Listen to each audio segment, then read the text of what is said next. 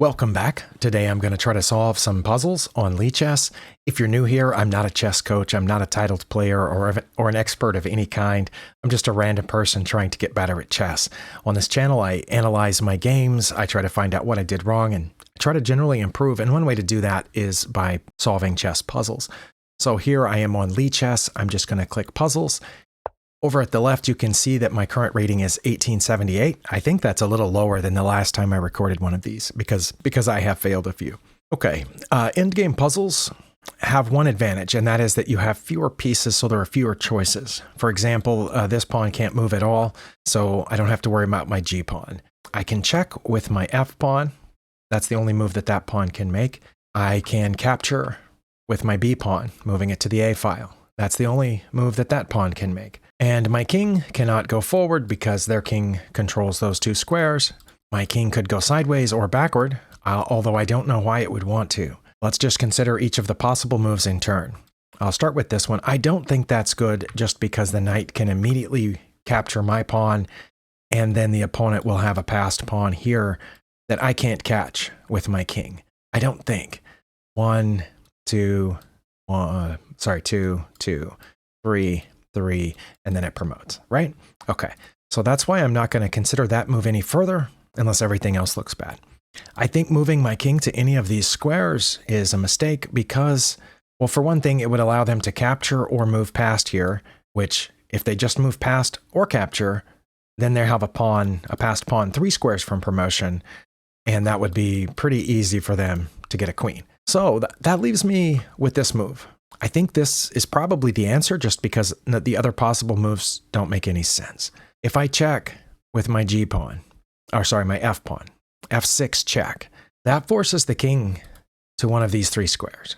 Because with my F pawn and my G pawn side by side here, they're controlling all 4 of those squares, and my king is controlling H6. So that would leave the king no options here. I don't know which square the king would move to. One of those 2, I'm guessing, because if it went to the back, well, let's see, what would I do if it went to the back? If it went back, I think I could pull my king forward. That would prevent the king from coming back up. So let's follow that out. If I check, king drops back. I don't know which one it would go to though. And my next move might make a difference depending on where it goes. Actually, I don't know that it would make a difference. I think regardless of which square that king chooses, I'm going to come around on the right because I can't come around on the left because my pawns would be in the way. But then what happens? Then they either take or move after I moved my king to H6. But then after that, I could move my king forward again, maybe, and then check again with another pawn. I don't know. I don't know what the follow-ups are, but I'm pretty sure that's the correct first move. Yeah, okay. All right, that was it. The king did go straight back. Now, if I move a pawn now, their king can just go back where it was. Or if I move the other pawn, their king can come here, and then I couldn't promote that one because they would just take it with their king. So I don't think it's a pawn move. So that's why I think it's this king move. Then no matter what they do, which I assume will be one of these, then I could check with the pawn. And their king could not come forward because my king would be over there on H6, so their king would have to get in front of that pawn. Then I could bring my king forward again, and from there, my king would guard all the squares needed for the G pawn to promote. So I think it's the king move. Okay, they did take that. Well, and now I think it's this. Because if I play G7, their king can just stay there and they can move this pawn. But if I play F7, that's check, and they have to respond over here rather than worrying about their pawns. And again, they can't come forward, so they'd have to get in front of it. F7 check, king to F8, and then I play my king to H7 to guard those 2 squares for the G pawn to promote. Okay, well that took a long time, but I think it was easier to solve than many middle game or opening puzzles just because there's a limited number of possible moves. Let's go to the next puzzle. On Lichess, there is no next puzzle button. There's just a thumbs up. So you click the thumbs up and go to the next puzzle. All right, this is, I guess, a middle game. I don't think we're quite in the end game since both of us have all of our heavy pieces and we each have 1 minor piece remaining. They've gotten their rook out of danger here. My bishop was aiming at it, and now it's pointed at my queen, protected by their knight. It seems easy enough to get out of that, doesn't it? Just maybe sidestepping like this, and then that pins the rook to their king? Or is there something else? What would their next move be if I played here? Get their king out of the pin? Would that be it? And if they got their king out of the pin, then what would my next move be? Wait, what if I took their knight now? Because in puzzles, what I'm supposed to do, and I often forget, is I'm supposed to check for checks, captures, and threats. I don't have any checks in this position. I've already determined that. The closest that I have to a check, actually I do have check, capturing the rook, but the closest I have to a safe check is this, which looks through that, but that's just a threat. Captures is the next thing we look for, and this is one of the possible captures. I already determined that the queen capturing the rook is no good. Okay, if I capture that, and the queen takes back, then I get their rook. If I capture that, and they take my take my queen, I'm in check. And then I would have to take back, and they would take here, and I would have gone down a rook and a queen for a rook and a knight. So that's not good. The reason I was considering this is because the knight is what's guarding this rook. Is there any other way to get rid of that knight besides giving up my queen? I mean, I could go here first and then take the knight, and then I'm still pointing at the rook. I have a feeling I'm going to lose this, but I'm going to put my queen on b3. Oh, that was correct. Okay, then I'm going to take the knight and the rook. Oh, so my first instinct was correct, to put the queen on b3 with the pin. That also, I feel like, took way too long, but let's go on to the next puzzle. Okay, they have threatened my bishop by moving the rook over. Oh, and also my rook is under threat. So my rook was under threat, their rook was under threat, and instead of taking mine, they saved theirs. So I could save mine now, but then I would lose my bishop. Unless I went here, then if they took my bishop, I would take their knight. Or I could just check right now and take that rook after they moved out of check, because they can't move out of check this way, right? Because my bishop's guarding that square. So if I check here, they have to, oh, and they can't move this way because this rook is covering that whole file. Okay, check here. They have to move up. It's the only legal move for the white king. And then is that mate? I was thinking about just getting the rook, but because once I realized that my rook cuts off the entire e-file, the knight would be protecting the rook over here, and the bishop would be protecting the knight over here, so the king would have no moves left. Okay, that's it then. All right. I thought that one was going to be hard, but as soon as I noticed the rook cutting off the e-file, it became suddenly much easier. Okay, let's look at this next puzzle. This is our fourth one. I try to get it 10 in 30 minutes, but sometimes I just can't. Most of the time, I can't get 10 in 30 minutes. All right. It sounds like they captured something here, and the move list, which is hidden behind my camera view, shows that it was a capture. Our rook captures on g7. Well, their bishop and their king are protecting that rook, so taking it would just put my queen in danger. But let's see. If I take their rook and they take back, my knight is guarding both of these squares, so I could then shift my queen over to g6, which would be check, and the king would have to go somewhere. I don't know where. The king could just move over one, but if it moved over one, then I would take the bishop too. Okay, so let's go here, then rook captures on g7, then bishop captures on g7, then queen to g6 check. The king would have 1, 2, 3 choices. If it went to the e-file, to e7, then my queen would capture their bishop, and I would have, oh no, their queen's guarding that bishop. Yeah, because the queen doesn't see g7 right now, but it will once the bishop moves there. So I'll have to be extra special careful. Also, I'm about to be checked here. Wow. But that's my only capture. Let's see, I do have a check, but that's not great. If I capture with my queen, and they take with that, then I don't have a check, other than taking that and losing my rook and my queen for a rook and a bishop, so that's not good. So that's why I was considering this as a check. It's very forcing. They have to either move out of check to one of those 3 squares, or take it with the bishop, which is what I assume they would do. And then my, I think, fairly obvious follow-up would be checking on g6 with my queen. But yeah, so I have to consider that their queen now guards g7, so I wouldn't be able to take it. But if they moved back to the back rank, depending on where they moved on the back rank, I would have follow-up checks. I just wouldn't, and if they moved over, I would still have a follow-up check over here, but not capturing there. So I think this is what it is. Okay. Oh, wait, is it the other one?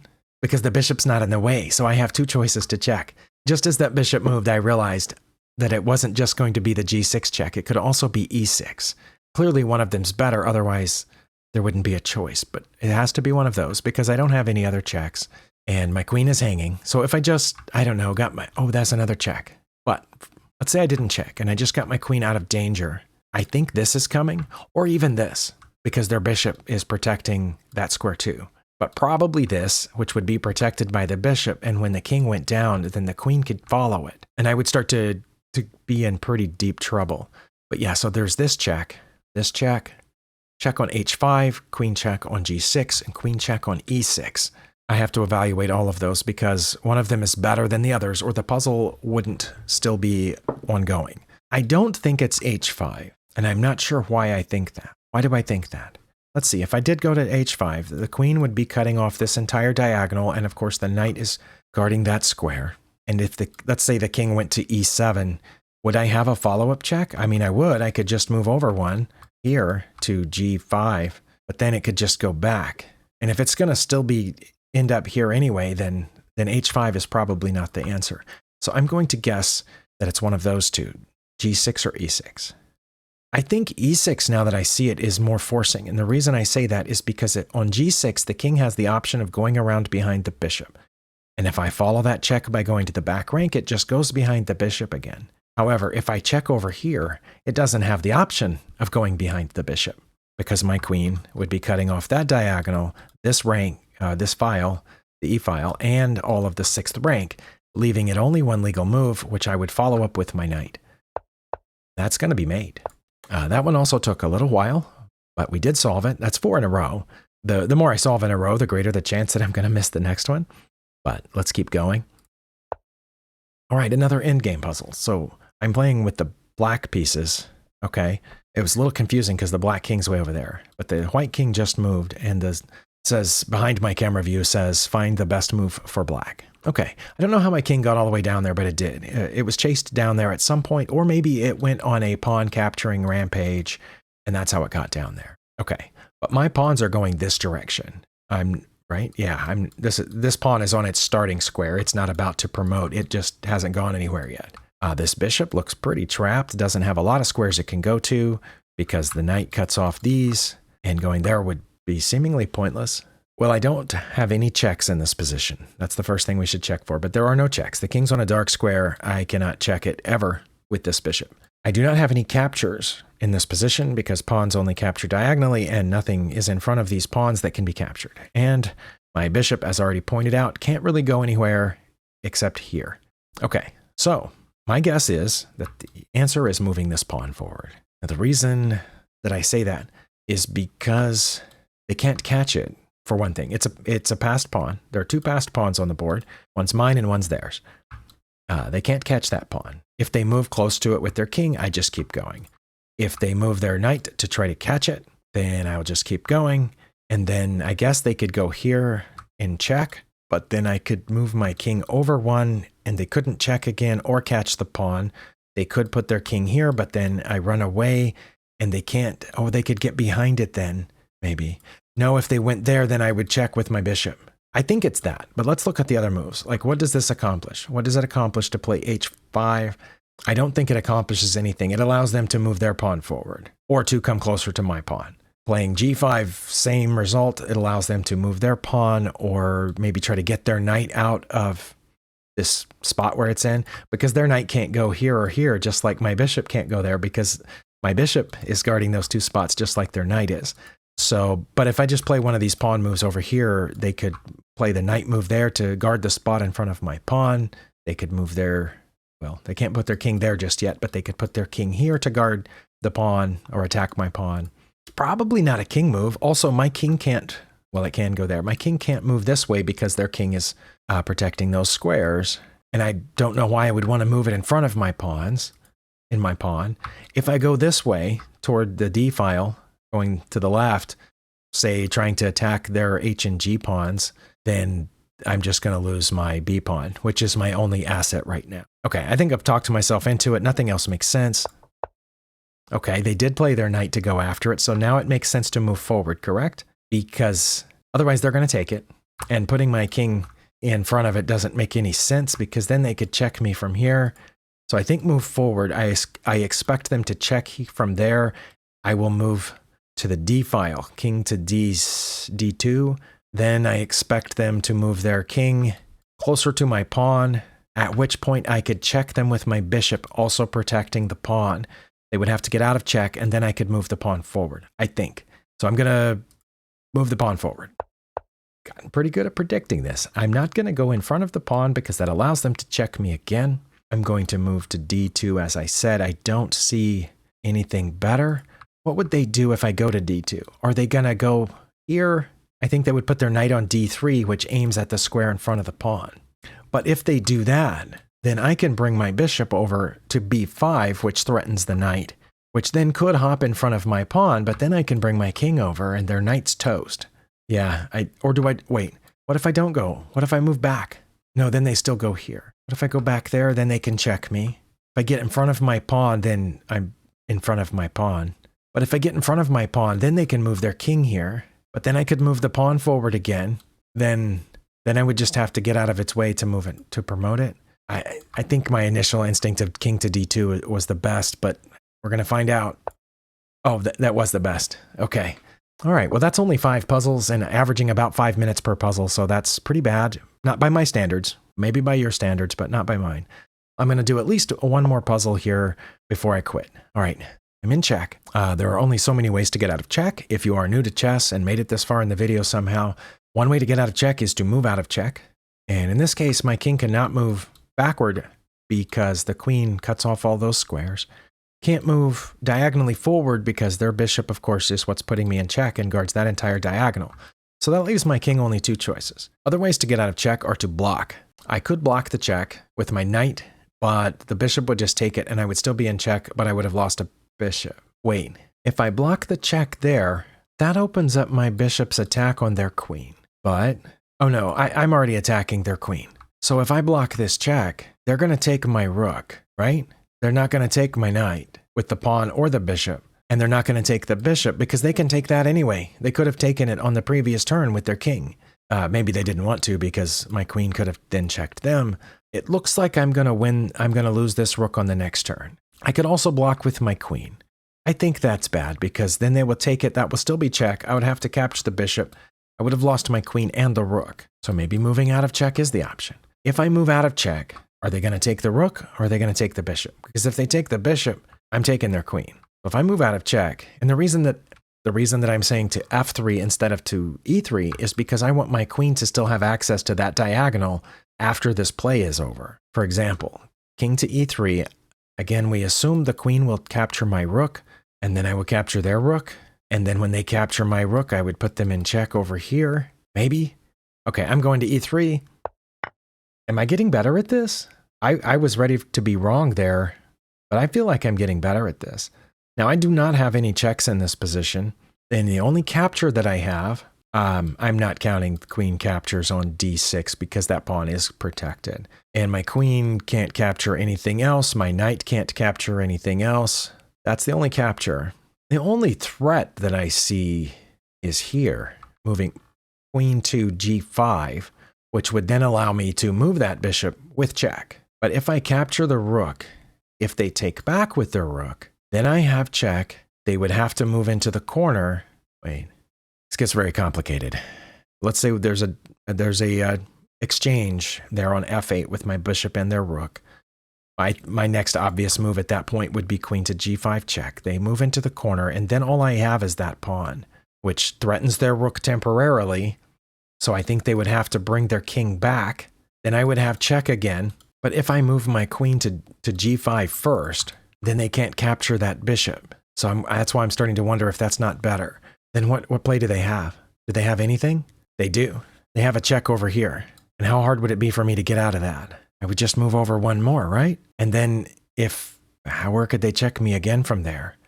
Anywhere that they check, I guess they could push this pawn forward, but then I would take it. No, I wouldn't, because if I took it, they could come back over here to the H file and check me again, but then I would just move out of check, and I would be threatening mate. I think it's the queen move, because this is just an exchange that at best results in a repetition. My opponent has many more pieces than I do, and my bishop is hanging. So I think the queen move threatens mate. They just gave up their queen. I should take it, right? And then they would take my bishop. I'm going to take it. Okay, well, on my end, it's past 30 minutes. Hopefully I will have edited this video down so that it will be less than 30 minutes for you. But I feel pretty good about the fact that I solved 6 puzzles in a row, even if it did average 4 or 5 minutes per puzzle, whatever it turns out to be. I'm going to put the links to these puzzles in the description in case you want to try to look at them yourself. Thank you for watching, and we'll see you next time.